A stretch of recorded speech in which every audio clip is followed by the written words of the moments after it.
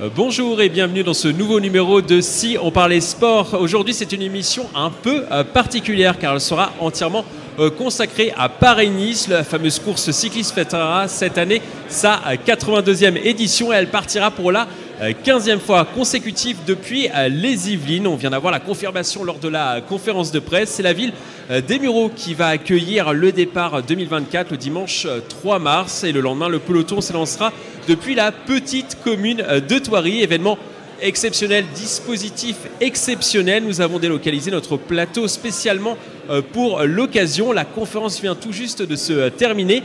À mes côtés, sur ce début d'émission, Grégory Canalé, journaliste de TV78. C'est une véritable encyclopédie sur le Paris-Nice, croyez-moi. Bonjour Grégory. Bonjour. Alors le petit micro arrive. Voilà, on doit se passer le micro. Bonjour Mickaël. Alors vous allez nous préparer une petite envolée sur l'histoire d'amour entre les Yvelines et le Paris-Nice. C'est ça, je vous parlerai de cette histoire d'amour qui dure, puisqu'elle dure désormais depuis 2010. Une grande histoire d'amour entre le Paris-Nice et les Yvelines.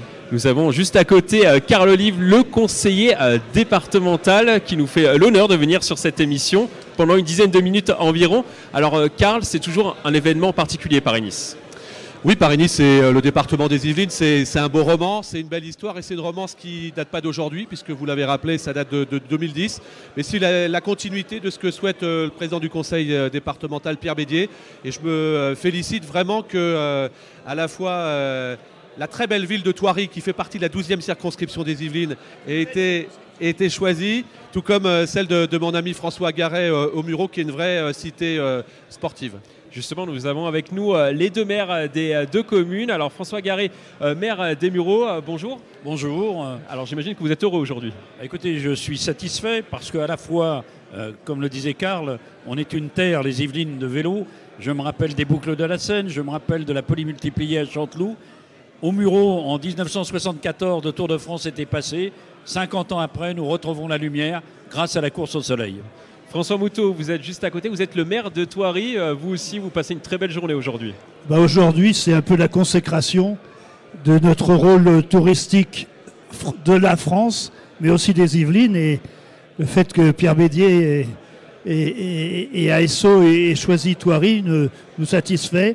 Avec une circonstance, nous avons autant d'habitants que d'animaux dans le zoo. Et quelles sont justement vos premières réactions? Est-ce que vous aviez anticipé cette grande journée? Il se trouve qu'avec Christian Prudhomme tout à l'heure, il y avait un faux bruit qui disait que le Tour de France passait à Thoiry, voilà. À Thoiry il y a 2 ans. Et donc aujourd'hui, c'est une vraie, c'est pas une fake news, c'est une vraie. Thoiry accueillera Paris-Nice. Non, c'est effectivement pour tout le village une grande mise en valeur et nous sommes très très contents. Et même si je pratique plus de vélo depuis un certain temps, je trouve que c'est très intéressant à la fois sur le plan culturel mais aussi d'animation. Et donc c'est une très bonne chose pour l'ensemble du département et Thoiry en particulier. François Garret, vous êtes une plus grosse commune que Thoiry. Oui. J'imagine que vous êtes quand même tout autant ravi d'accueillir le Écoutez, Paris. On est ravis justement que le conseil départemental ait choisi les Mureaux comme point de départ. D'autant plus que nous serons le point de départ. Et je veux faire un petit clin d'œil à l'activité économique des Mureaux. Nous avons un lanceur, Ariane 5, maintenant Ariane 6. Et c'est nous qui allons booster Paris-Nice. Oui, vous n'êtes plus seulement la cité de l'espace. En 2024, vous serez aussi la cité du vélo. On sera la cité, bien évidemment, de l'espace, mais on sera surtout la cité du vélo. Et aussi 100 ans après, parce qu'on avait eu en 1924 les Jeux Olympiques à la voile. Et nous sommes le seul site de 1924 qui reste réellement. Donc venez au bord de Seine. Carl Olive, c'est toujours, on va dire, une tradition de choisir une grosse commune des Yvelines et une petite commune des Yvelines le lendemain. Oui, puis je le disais tout à l'heure, vous avez raison, c'est aussi la continuité de ce que nous mettons en place avec les collègues du conseil départemental autour de notre président. Vous savez, le plan vélo quinquennal, c'est 62 millions d'euros pour les collectivités. Moi, j'en suis ravi parce que quand on discute avec François Moutot et la belle ville, les habitants de Thoiry, avec les Muriotins, chers à François Garret, il y a une vraie belle valorisation de l'esprit sportif en général. Et qui plus est, avec ce Paris-Nice, vous ne pouvez pas imaginer la valorisation du territoire tel qu'il est conçu par ASO, par Christian Prudhomme, par les réalisateurs. Et souvent, quand on va voir les collègues maires ou les collègues députés aujourd'hui, dans le bilan qu'ils font de leurs actions à l'année, souvent, on a la marque de Paris-Nice ou du Tour de France, car je rappelle aussi que le département des Yvelines est très attaché également à faire en sorte qu'une étape du Tour de France vienne ponctuer ou démarrer une étape de la Petite Reine. Et comment le département choisit ses communes? Il y a un casting, ça se passe comment? Oui, d'abord, il y a beaucoup de candidats qui font appel à projet, et puis il y en a évidemment peu de sélectionnés, mais depuis maintenant 14 ans que ça existe, vous le disiez à juste titre, cher monsieur, c'est le 15e départ de Paris-Nice, de la même manière que le Tour de France a son partenariat avec le département des Yvelines. Bien, le président Bédier, la commission qui l'entoure, font en sorte qu'il y ait une diversité dans les propositions qui sont retenues. Et je trouve que le mariage aujourd'hui, j'allais dire, entre un village, un des plus beaux villages, avec deux François, oui, c'est ça, c'est les frères François. François, c'est à la mode en ce moment. Je parlais du pape. François Moutot et François Garet, je vous le dis, ça fait très plaisir. Et surtout, notre prisme, c'est la porte d'entrée, c'est l'Yvelinois, c'est l'administré. Et on en parlait avec François Moutot, mon ami de Thoiry tout à l'heure. C'est vrai que pour les habitants de Thoiry, ça va être un moment historique, à n'en pas douter, parce que je me dis bien aussi qu'il y aura des clins d'œil faits avec ce zoo international. Et c'est historique pour vos deux communes, ce départ du Paris-Nice, François Garet. Ah bah écoutez, c'est historique. En plus, je pense que c'est une fierté pour la population, surtout qu'il y aura beaucoup de spectateurs qui vont venir. Et aussi, on profite de Paris-Nice pour lancer une opération dès le début janvier sur savoir rouler à vélo et avec toute une opération sur la sécurité routière où nos 23 écoles, les 22 écoles publiques plus l'école privée, auront un champion cycliste qui sera parrain pour apprendre à rouler à vélo. François Moutot, est-ce que vous avez un petit peu parlé avec vos administrés de cette possibilité d'organiser, de recevoir le Paris-Nice? Je viens d'écouter François. On a, à Thoiry, mis depuis 10 ans en place le permis de conduire le vélo avec les écoles élémentaires. Et donc ça vient dans la continuité, donc c'est assez chouette. Les chefs d'entreprise, on les a réunis et on va faire un concours de vitrine, quelque chose pour effectivement qu'il y ait bien une adhésion qui soit montrée de la population et pas seulement affichée. Et vos administrés sont déjà au courant ou vous aviez gardé le secret jusqu'au dernier moment? Nous sommes maires. Nous savons garder des secrets dans la limite de garder le secret. Je fais un petit clin d'œil quand même à Thoiry. Thoiry qui est vraiment une ville sportive. Hein. Moi j'ai la chance de participer à la course du Worldwide de Thoiry qui est juste formidable, qui aura lieu début janvier à l'instar de ce que peut faire François Garet. Mais vous savez, je regardais mes petites notes. On court à travers les animaux, c'est ça, enfin, ah oui, non, mais c'est formidable. Et peut-être que les coureurs, en tout cas je leur souhaite, puissent aussi appréhender ce que c'est un des plus beaux zoos de France. Je regardais mes petites notes et c'est pas simplement Paris-Nice et le Tour de France, je dirais le partenariat entre le vélo et l'histoire du département, puisqu'avec ASO, on a les championnats du monde de cyclisme sur piste également. On a 5000 licenciés et on a par exemple une Coupe de France qui aura lieu à Épône. Donc on voit bien qu'il y a aussi un sens dans ce que nous souhaitons donner dans l'engagement qui est le nôtre, notamment quand je parlais du plan vélo, sur l'aménagement des voies douces, l'aménagement des pistes cyclables. Et c'est vrai que le sport, évidemment, qui est un catalyseur social transversal, est en quelque sorte la cerise sur le gâteau que nous offrons à tous les administrés yvelinois. Oui, justement, quel message on fait passer quand on organise un Paris-Nice ou presque Yvelines-Nice finalement? Pardon de le dire, mais le Tour de France comme Paris-Nice, c'est la France. Le Tour de France, vous allez, comme Paris-Nice, vous allez voir des petits, des jeunes, des moyens, vous allez voir des chômeurs, des chefs d'entreprise, etc. Le Tour de France, comme Paris-Nice, c'est la France. Et c'est la France positivement. C'est la France qu'on aime. Voilà, et je pense que c'est important de le dire parce que quand on vient sur Paris-Nice ou quand on vient sur le Tour de France, on ne vient pas faire la gueule. On vient assister à un magnifique rendez-vous de sport et de cyclisme. Et c'est une grande fête nationale telle qu'on aimerait en vivre plus souvent dans notre beau pays.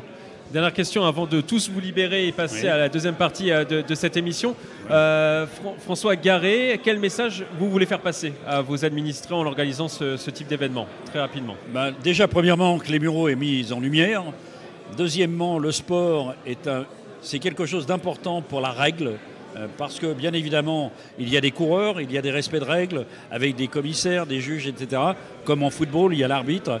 Et je pense que le troisième point aussi qui est important, c'est qu'aujourd'hui le sport est un vecteur de paix, un vecteur d'unité et un vecteur d'harmonie.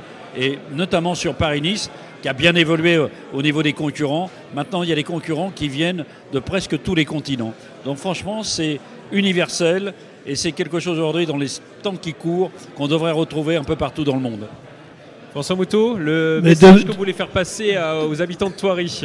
Aux habitants de Thoiry, mais aussi aux habitants de la France. Je trouve que Paris-Nice, comme le Tour de France, c'est un bon moyen de découvrir notre pays, d'avoir toutes ses richesses. Bon, il se trouve que j'ai accompagné avec l'Académie de gourmandise le Tour de France pendant une quinzaine d'années, mais je pense que pour moi, la gourmandise et le vélo, c'est un peu la même chose. C'est la façon de vivre en harmonie, avec notre pays, et que Thoiry soit placé à ce niveau-là, c'est sensationnel pour nous. Merci à tous les trois d'avoir participé à cette émission. On vous souhaite de belles choses pour cette organisation du Paris-Nice. Merci à vous, Carl Olive, d'être passé également sur ce plateau. On va faire ce qu'on appelle dans le jargon sportif un changement. Carl Olive va sortir et les deux maires vont sortir. On va avoir Christian Prudhomme et François Lemarchand qui vont arriver sur ce plateau. François Lemarchand, vous pouvez venir et vous installer juste là. Christian Prudhomme n'est pas très loin. Il va arriver dans quelques instants. Il arrive, je le vois. Il arrive. Tenez, prenez le petit micro. Vous allez vous mettre là, ici, à Christian Prudhomme. Voilà. Ou là ? Là. Non, mettez-vous là. On est à l'aise, on est ici, on est au département. Alors, bonjour messieurs. François Lemarchand, Christian Prudhomme sont donc avec nous sur ce plateau. Mais on va passer tout de suite à l'envolée de Grégory, l'un des moments les plus forts de chaque Si on parlait sport. Alors, de quoi allez-vous nous parler, Grégory? Je crois que vous allez nous parler d'amour. D'amour, et entre le Paris-Nice et le département des Yvelines, on peut le dire, c'est du sérieux, car dans un mariage, on dit souvent que le cap des 7 ans est une étape clé. Eh bien, la course au soleil et la collectivité sont allées bien au-delà.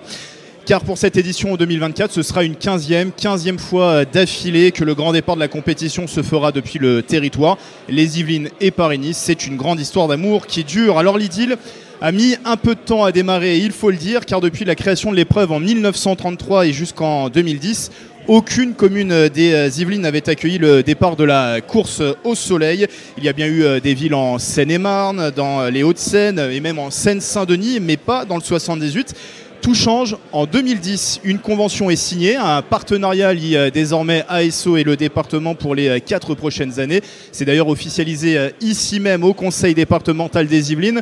Le président du conseil général, alors parce que c'est comme ça qu'on l'appelait autrefois, était Alain Schmitz. Christian Prudhomme, vous étiez déjà présent en 2010 pour annoncer ce mariage et vous louiez alors le prestige apporté par le département des Yvelines à la course avec ses territoires magnifiques, une identité vélo aussi assumé, puisqu'on rappelle, dans ce département des Yvelines, il y a plus de 3500 licenciés vélo. La première ville yvelinoise à accueillir le départ du Paris-Nice est donc Montfort-l'Amaury. Nous sommes le 7 mars 2010 et le prologue voit la victoire du néerlandais Lars Boom. Le lendemain, la première étape s'élance de Saint-Arnaud-en-Yvelines, direction Contres dans le Loir-et-Cher. Depuis, on peut le dire, c'est un peu le coup de foudre. La convention est renouvelée tous les 4 ans. Et dernière signature en date en 2021 qui garantit le départ du Paris-Nice jusqu'au moins l'édition 2025 dans les Yvelines. En mars dernier, c'est La Verrière et Bazinville qui sont devenus les 24e et 25e communes du département à devenir ville départ de la course au soleil. Et avec les Mureaux et Thoiry en 2024, nous serons donc désormais à 27 villes. Alors, particularité, le Paris-Nice n'est jamais parti de Versailles, où nous enregistrons cette émission aujourd'hui. Alors j'ai fait mes petits calculs, Mickaël, Christian, François, nous avons 259 communes dans le département. Les possibilités sont donc immenses, à raison de 2 communes par édition. C'est la tradition depuis 2010. Alors j'ai calculé que le Paris-Nice pourrait partir des Yvelines jusqu'à l'édition 2126. Grégory a très bien travaillé ce Paris-Nice. Je ne suis pas sûr que le président du conseil départemental, Pierre Bélier, qui aime le vélo, qui aime Paris-Nice, qui aime le Tour, puisse signer aussi longtemps. En tout cas, je ne serai pas là pour voir François non plus, puisque nous avons 9 jours d'écart tous les deux, mais je lui dois le respect. Donc pendant 100 ans, c'est pas possible? En tout cas, ce que je peux simplement vous dire, ce que nous pouvons vous dire, c'est qu'on est vraiment très très heureux de ce partenariat. C'est que le grand départ dans les Yvelines a donné une force au premier jour de Paris-Nice que l'épreuve n'avait pas forcément avant. On est sorti du sempiternel contre la montre systématique le premier jour pour avoir une étape en boucle qui est le plus souvent haletante, voir un premier jour parfois un coureur arriver seul, parfois 2 coureurs arrivés, souvenez-vous de l'arrivée magistrale d'Arnaud Desmar et Julien Philippe, ou les 3 jumbo ensemble, Christophe Laporte qui gagne avec Roglic et Vingegaard il y a quelques années, parfois une demi-douzaine de coureurs échappés, parfois un peloton groupé. On a eu des scénarios absolument formidables. C'est facile d'accès, les Yvelines, pour toutes les équipes qui viennent de plus loin, des différents pays d'Europe. C'est juste à côté de Paris et on a la force du patrimoine et en même temps aussi le monde rural pour aller chercher une première étape qui joue souvent avec le vent, grâce à des parcours concoctés par François Lemarchand avec l'aide de Yannick Talamardon. Donc voilà, donc nous on est très très heureux. Vous avez aussi inventé le département, le village du grand départ de Paris-Nice. Le village existait sur le Tour de France, il n'existait pas sur Paris-Nice et parfois ça a été compliqué parce que parfois il y a eu du vent au départ, parfois il a fait très froid, parfois il y a eu de la neige et les équipes du département étaient toujours là, les équipes des collectivités. Donc nous on est très très heureux, on souhaite qu'une seule chose très honnêtement, c'est que ça continue jusqu'en 2125 si vous le souhaitez. 2126 même. 2126. François Lemarchand, comment on fait pour se renouveler quand on part depuis 15 ans depuis les Yvelines? Mais vous savez, j'ai été coureur cycliste, j'habite dans l'Essonne, juste à côté. Mes terrains d'entraînement, c'était les Yvelines. Et la vallée de Chevreuse, je crois. La vallée de Chevreuse, donc je connais pas mal de routes. Beaucoup de routes et je sais là où ça fait mal, je sais où les coureurs doivent puiser pour essayer d'attaquer. Et donc on cherche, on prend les cartes, on est au bureau, on a toutes les cartes de l'Île-de-France, notamment des Yvelines, pardon. Et donc on arrive à trouver des parcours à droite, à gauche, pour faire des bordures, pour aller chercher des petites difficultés. Vous savez, la succession de petites difficultés font des grandes difficultés. Donc à la fin, ça fait des belles étapes. Et on a le sentiment aussi à chaque fois que sont construits ces parcours. Alors, Paris-Nice, c'est avant tout une épreuve sportive, mais c'est d'associer aussi le patrimoine. Il y a toujours de belles images aériennes du département des Yvelines. Là encore, on va pouvoir découvrir le patrimoine yvelinois, même si on parle d'abord d'une course sportive. Ouais, mais bon, aujourd'hui, les images télé et puis le cyclisme, ça compte pour un, parce que l'un ne peut pas travailler sans l'autre. Et c'est vrai que quand on regarde le vélo à la télé, on voit ces belles images, on voit ce beau patrimoine qu'est la France, avec le Tour de France notamment. Mais dans les Yvelines, c'est vrai que depuis 2010, nous sommes dans le département. Avant, il n'y avait pas d'étape dans les Yvelines, ça n'existait pas. Et aujourd'hui, les gens découvrent les Yvelines grâce au cyclisme, et je pense que c'est pas mal. Oui, Christian, il y a beaucoup de téléspectateurs qui regardent ce Paris-Nice juste pour les images, si je peux dire. Bien évidemment, mais il y a une vraie fierté à découvrir ou redécouvrir sa ville, son village, son département d'en haut. La prise de vue dominante des courses cyclistes de Paris-Nice, du Tour de France, c'est la prise de vue par hélicoptère. Donc il y a cette fierté qui est un élément capital dans la vie d'aujourd'hui. Et puis en effet, vous avez parfaitement raison, c'est-à-dire que la beauté du parcours, les lieux, le patrimoine, c'est un élément important du tracé. Ça compte et ça participe justement à cette fierté-là. Donc vous pouvez regarder une course cycliste. En fait, les épreuves cyclistes sont les seules épreuves sportives qui s'adressent aussi à des gens qui n'aiment pas forcément le sport. Et ce n'est pas un handicap, c'est un atout énorme, surtout en France, le premier pays touristique au monde. Et dans les Yvelines, proximité encore une fois de Paris, facilité d'accès, et où on a tout. On a tout. On a la ville, on a le monde rural, on a des choses exceptionnelles. Et on peut aussi, parce que c'est important pour nous également, pratiquer la bicyclette, le vélo des champions sur Paris-Nice, sur le Tour de France, et puis la bicyclette du quotidien ou du week-end avec des terrains d'expression absolument formidables, avec évidemment un département qui sera en première ligne, qui portera le maillot jaune des épreuves cyclistes pour les Jeux de Paris. François Lemarchand, on va revenir sur cette première étape qui partira depuis les Mureaux le dimanche 3 mars. Est-ce que vous pouvez nous parler un petit peu de cette étape? Elle sera comment? Elle sera fidèle à ses habitudes, c'est-à-dire des difficultés, du vent, de la plaine, des moments de repos et surtout on fait 2 boucles parce que c'est important de faire 2 boucles. Notamment pour les coureurs, ça leur permet de voir déjà la ligne d'arrivée et ça fait monter un petit peu le public en puissance. 157 km. 157 km et une première boucle de 100 km et une deuxième d'un peu plus de 50 km. Donc c'est ce qu'on fait habituellement et c'est ce qui fonctionne habituellement et c'est ce qui fonctionnera en 2024. La plus grosse difficulté peut-être sur cette première étape? La côte d'Herbeville, pas loin de l'arrivée. Il y aura juste un sprint bonification juste avant qui sera très important. Vous savez qu'il n'y a qu'un sprint bonification par étape. 6 secondes, 4 secondes et 2 secondes. Et quand on voit, on a vu tout à l'heure sur les images télé, l'attaque de Pogacar au sommet des 17 tournants l'an passé à moins de 5 km de l'arrivée pour aller chercher ces bonifications. Donc c'est bien dosé. Il y a du sel, il y a du poivre, et le menu est parfait. Et le lendemain, départ depuis Thoiry. Là, ça sera du plat. Du plat, oui, mais le plat dans le vélo, voilà, si le plat c'est bien, mais quand il y a du vent, c'est moins bien. Donc là, on va essayer de jouer avec le vent. Les coureurs, justement, on va en parler. Les coureurs, ils en pensent quoi de ce départ depuis les Yvelines chaque année? Ils sont ravis. Il y a une première étape et nous, organisateurs, et surtout les fans de vélo, sont ravis parce que vous avez une étape sportivement probante dès le début. Alors le contre-la-montre, c'est l'épreuve de vérité, comme on dit, c'est quelque chose de très important, bien évidemment, mais c'est que chaque coureur l'un après l'autre. Et nous, on veut voir les champions de Paris-Nice, du Tour de France, épaule contre épaule, dès le début. Voilà, parce que, et avec la découverte qui est plus importante sur une épreuve en ligne que sur un contre-la-montre. Quand vous dites à un président de département, on te propose 8 km de contre-la-montre ou 160 km de course? En général, la réponse est assez évidente, c'est d'essayer de montrer le territoire, comme on dit aujourd'hui, en tout cas le département. Donc nous, on est vraiment très très heureux et encore une fois, 2126, à François, à moi, ça nous va bien.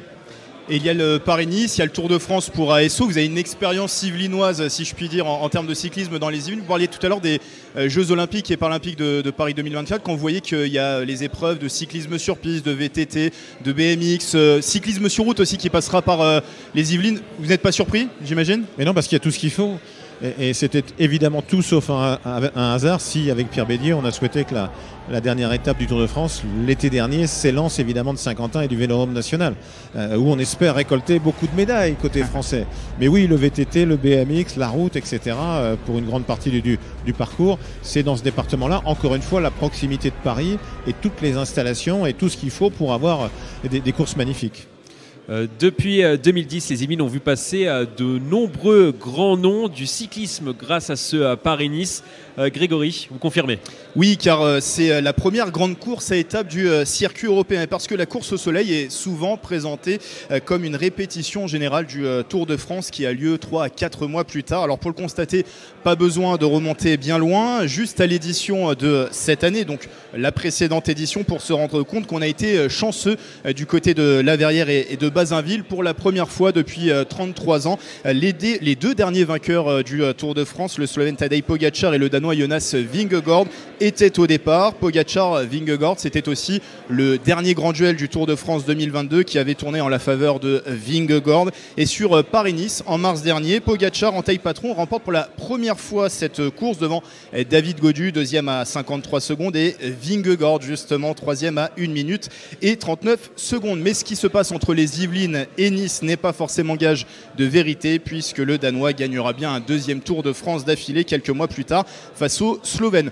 La course au soleil peut être en tout cas donner quelques indications. Souvenez-vous, lors de l'édition 2022 qui était partie de Mantes-la-Ville, remportée par Primož Roglič, l'équipe Jumbo-Visma avait impressionné. 3 victoires d'étape avec Christophe Laporte, Wout van Aert et Primož Roglič. Un maillot jaune qui a été conservé du début jusqu'à la fin de l'épreuve. C'est cette même force collective qui avait été l'une des clés du succès quelques mois plus tard. Le premier succès de Jonas Vingegaard sur le Tour de France 2022.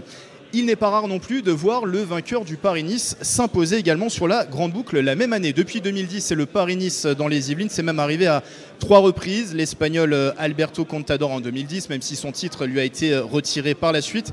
Le Britannique également Bradley Wiggins en 2012. Et le Colombien Egan Bernal, c'était en 2015. J'ai un doute. 2015, je crois. 2015, il me semble.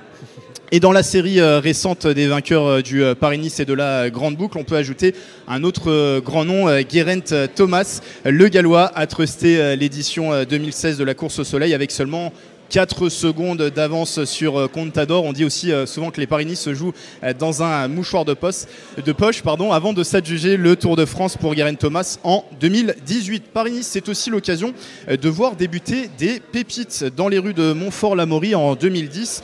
Un Slovaque de 20 ans fait forte impression, Peter Sagan. Pour sa première grande course chez les pros, il terminera 5e du prologue et collectionnera même 2 victoires d'étape. La carrière du futur triple champion du monde sur sur route est donc lancée. 7 ans plus tard, à Bois d'Arcy, un jeune coureur français de 25 ans va connaître ses premières joies sur une grande course. C'est bien sûr Julian Alaphilippe. Ce sera lors de la 4e étape du Paris-Nice. Au Montbrouilly, Alaphilippe gagne alors son premier contre-la-montre individuel depuis son arrivée sur le circuit professionnel.